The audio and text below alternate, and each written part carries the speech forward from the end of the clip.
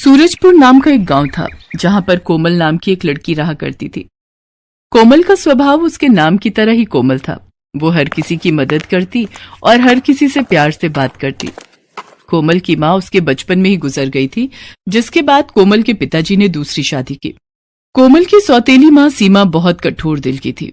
वो कोमल को हरदम मारती और डांटती रहती थी और उससे घर का सारा काम कराती, लेकिन अपनी असली बेटी प्रिया को बिल्कुल रानी की तरह रखती।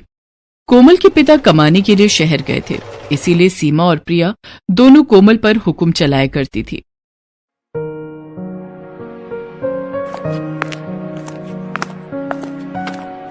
अरे ओ करमचली, तू यहाँ पढ़ रही है, वहाँ बर्तन क्या तेरी मरी हुई माँ आकर धोएगी?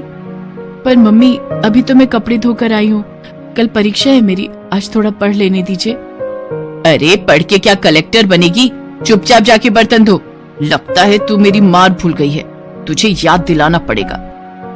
ठीक है मम्मी, मैं जा रही हूँ।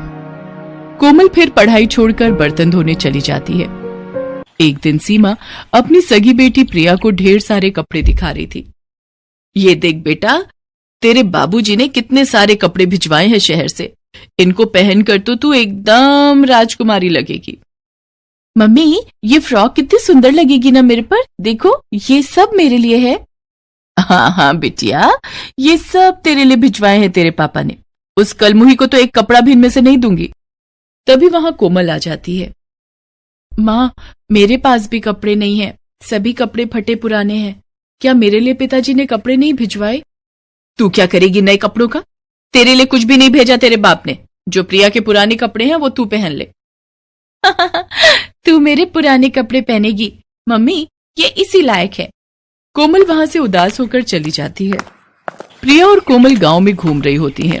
प्रिया ने नए कपड़े पहने हैं और कोमल वही पुराने कपड़ों में रहती है।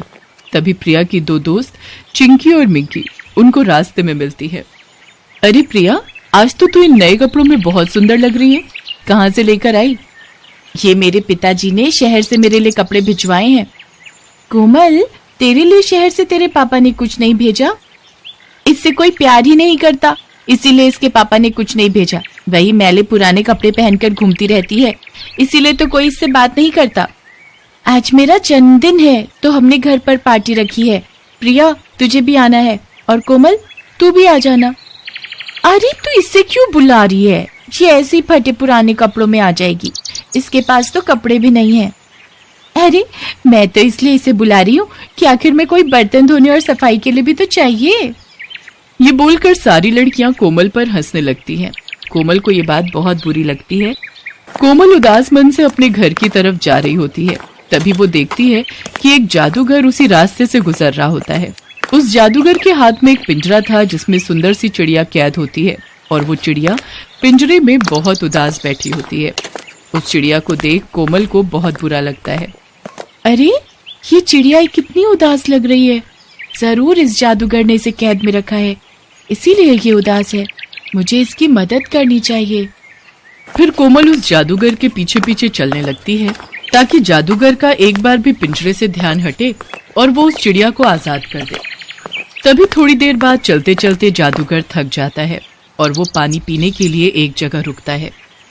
वो चिड़िया के पिंजरे को नीचे रखकर वहीं पास में लगे कल से पानी पीने लगता है। ये मौका देखकर कोमल फट से जाकर उस चिड़िया के पिंजरे को उठाकर वहां से भाग जाती है।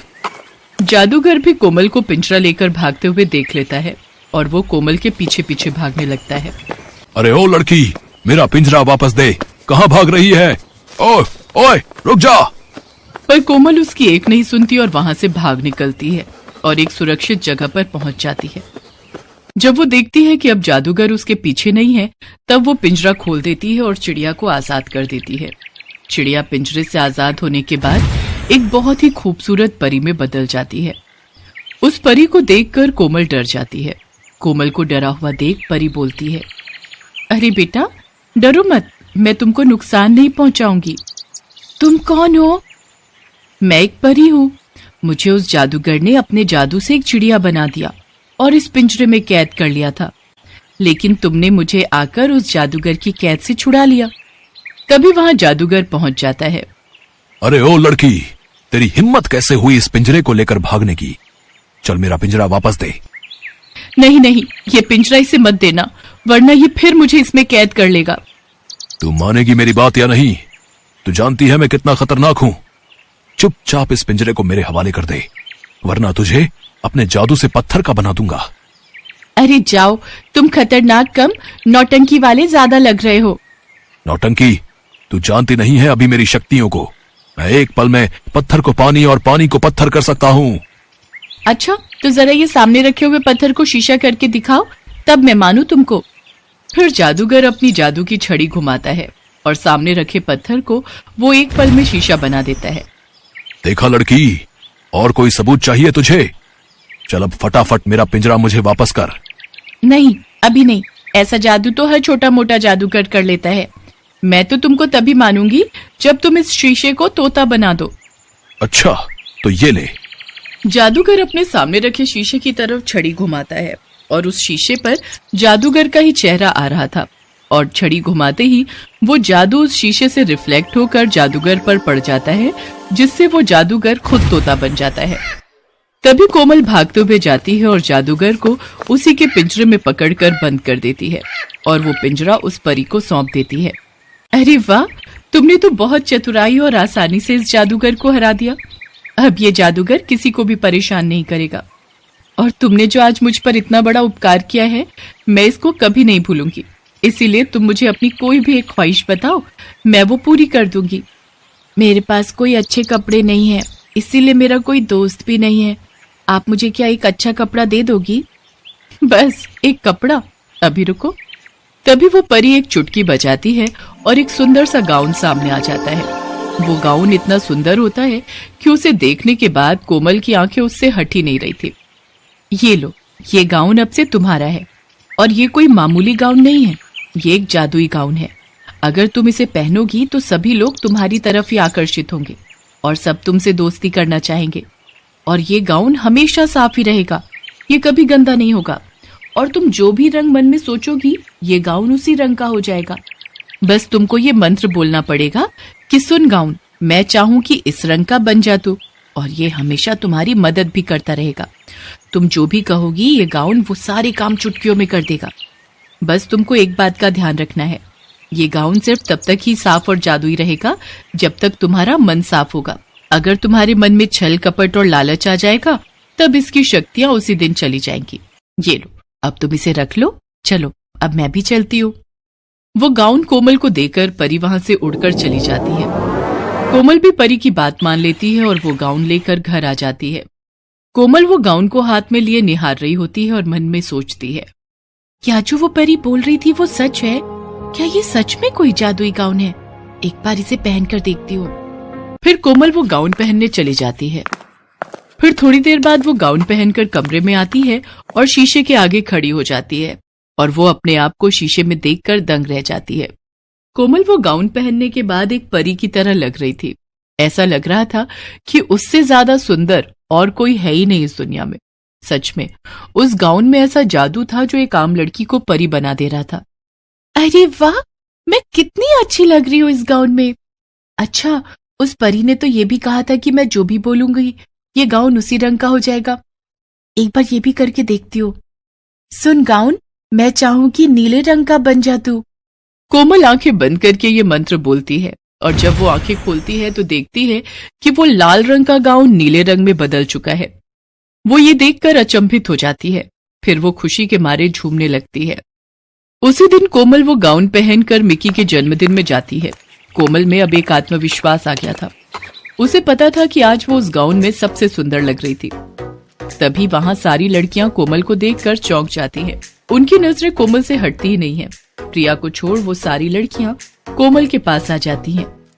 अरे कोमल, आज तो तू बहुत सुंदर लग रही है। हाँ कोमल, आज तो तू इस गाउन में किसी परी से कम नहीं लग रही है।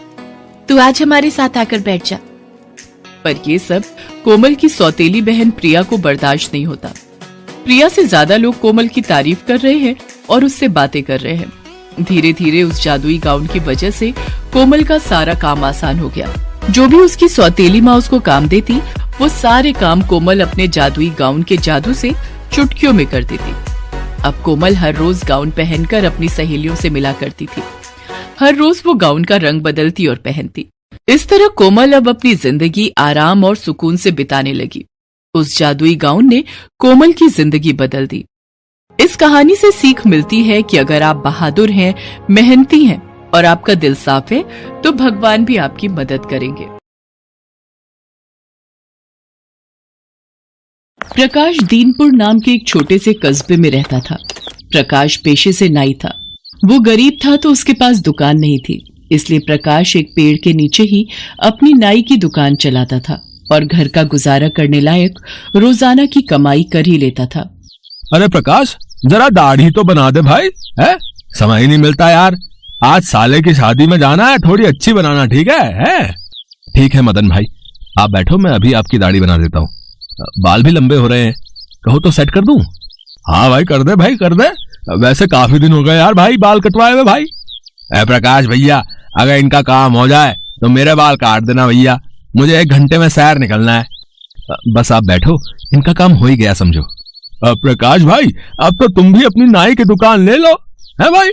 कब तक इस पेड़ के नीचे दुकान चलाते रहोगे भाई, है? मैंने सुना है हमारे कस्बे में एक नई नाई की दुकान खुलने वाली है। कहीं ऐसा ना हो तुम्हारे सारे ग्राहक उस नई दुकान पर चले जाए भाई। कोई बात नहीं भैया, हम किसी के हाथ नहीं रोक सकते। अगर नाई की नई दुकान खुल रही है तो खुल जाए, मैं तो अपना काम पूरी ईमानदारी से वैसे ही करता रहूंगा जैसे आज तक करता आया हूँ। ऐसे ही दिन बीते। एक दिन मंगत नाम के एक आदमी ने उस कस्बे में नाई की दुकान खोल ली। मंगत के पास कस्बे के लोगों की भीड़ लगने लगी। भीड़ लगने का भी एक बहुत ही अलग कारण था। अरे भीखू, आज तूने कितने रुपए कमाए? मैंने तो 10 रुपए कमा लिए भाई। वैसे ये बढ़िया है, बाल भी कटवा लो और बदले में पैसे भी कमाओ, है? और मंगत नाई कैसे हो? सचमुच तुमने तो हम सभी गांव वालों को कमाने का जरिया बता दिया भाई, है? अरे भैया, बस यूं समझ लो कि मैं तो कस्बे वालों का भला करने आया हूँ। तुम लोग जितने मुझे बाल दोगे उतने रुपए कमाओगे। असली बात ये थी कि मंगत लोगों को बाल काटने के बदले कुछ रुपए दे देता था और उनके बाल अपने पास जमा कर लेता था। कस्बे के सीधे साधे लोग उस सच्चाई को नहीं जानते थे जो प्रकाश समझ रहा था। प्रकाश ने कस्बे वालों को बहुत समझाने की कोशिश की, पर कोई भी उसकी बात को नहीं मानता था। मंगत के पास बाल कटवाने के लिए हर समय कोई न कोई कस्बे वाला खड़ा ही रहता था, क्योंकि उसके मन में यही लालच होता था कि जितने बाल देंगे उतने मंगत उनको पैसे देगा। प्रकाश जानता था कि गांव वाले जो गलती कर रहे हैं उसका उन्हें पछतावा होगा, पर उस वक्त कस्बे वालों को समझाना उनके बस की बात नहीं थी। इसलिए प्रकाश उस कस्बे को छोड़कर दूसरी जगह काम के लिए निकल पड़ा। रास्ते में पेड़ के नीचे एक साधु बाबा बैठे थे। प्रकाश ने उन्हें प्रणाम किया। बाबा, मेरे मन में बहुत चिंता है, कृपया उसे दूर करने का कोई उपाय बताइए। मैं अपने गांव से तो निकल आया हूँ, पर मेरा मन खुश नहीं है। पता नहीं दूसरे गांव में भी जाकर मेरा काम चलता भी है या नहीं। बेटा, मैं अपने अंतर्मन से सब कुछ जान गया हूँ। तुम एक ईमानदार व्यक्ति हो। मैं देख रहा हूँ कि किसी बेईमान व्यक्ति ने तुम्हारा सारा काम धंधा चौपट करवा दिया है, पर तुम निराश मत हो। मैं तुम्हें एक ऐसी जादुई कंघी दूंगा जो भविष्य में तुम्हारे बहुत काम आएगी। साधु बाबा से जादुई कंघी लेकर प्रकाश एक गांव में पहुंचा, पर वो वहां पहुंचकर और भी परेशान हो गया। उसने देखा उस गांव में सब लोग गंजे हैं, किसी के भी सिर पर बाल नहीं है। इस गांव के सब लोग गंजे क्यों हैं? मुझे किसी से इसका कारण पूछना होगा। भैया जरा सुनो तो, अगर आप बुरा न माने तो मैं आपसे एक बात पूछ सकता हूँ? हाँ बोलिए। इस गांव में सब लोग गंजे क्यों हैं? भैया, इस गांव में बहुत ही बुरा हुआ। मंगत नाम के एक नाई ने इस गांव में नई दुकान खोली थी। हाँ। व्यक्ति मंगत के बारे में पूरी बात बताता है, जिसे सुनकर प्रकाश सारा माजरा समझ जाता है। पर वो जानता था कि अगर वो इस वक्त अपने कस्बे वालों को समझाने की कोशिश करेगा तो उसकी बात पर कोई विश्वास नहीं करेगा। प्रकाश ने सोचा कि जब इस गांव में सब गंजे हैं, किसी के बाल नहीं हैं, तो उसका काम कैसे चलेगा। इसलिए वो वहां से किसी और गांव में काम की तलाश में जाने लगा। तभी उसे साधु बाबा की दी जादुई कंघी का ध्यान आया और उसने उस व्यक्ति से कहा, अगर आप मेरी बात पर विश्वास करें तो मैं आपके लिए बाल फिर से उगा सकता हूँ।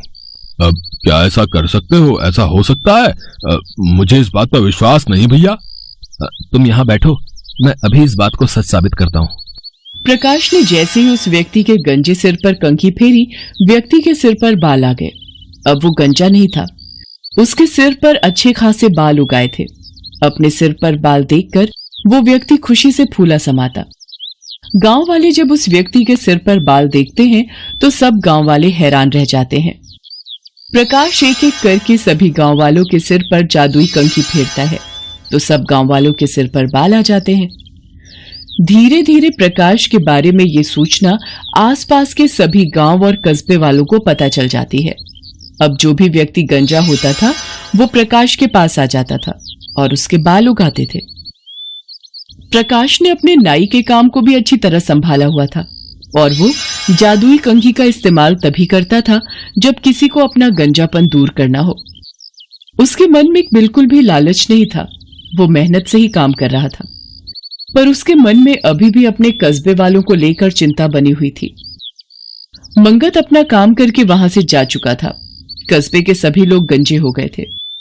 फिर एक दिन उन्हें प्रकाश के बारे में पता चला तो सब कस्बे वाले प्रकाश के पास गए। प्रकाश भैया, हमें माफ कर दो, हमने मंगत की बातों में आकर तुम्हारी बात नहीं मानी। तुमने तो हमें समझाने की कोशिश की थी। काश हम सब उस दिन समझ जाते तो मंगत हम सबको ठक्कर नहीं भागता। आप सब चिंता मत करो, आप सबके सिर पर बाल फिर से उगाएंगे। प्रकाश अपने कस्बे के लोगों के सिर पर जादुई कंघी फेरता है और उन सबके बाल उगाते हैं। धीरे धीरे प्रकाश का काम फिर से चल पड़ता है और वो नाई की एक बड़ी दुकान खोल लेता है। प्रकाश आसपास के सभी गांव में मंगत के पोस्टर लगवा देता है ताकि कोई भी मंगत के झांसे में न आए। फिर एक दिन मंगत पुलिस के हाथों पकड़ा जाता है। मंगत बालों की तस्करी करता था और बालों को बेचने का काम करता था। मंगत को उसके किए की सजा मिल जाती है और उसे जेल हो जाती है।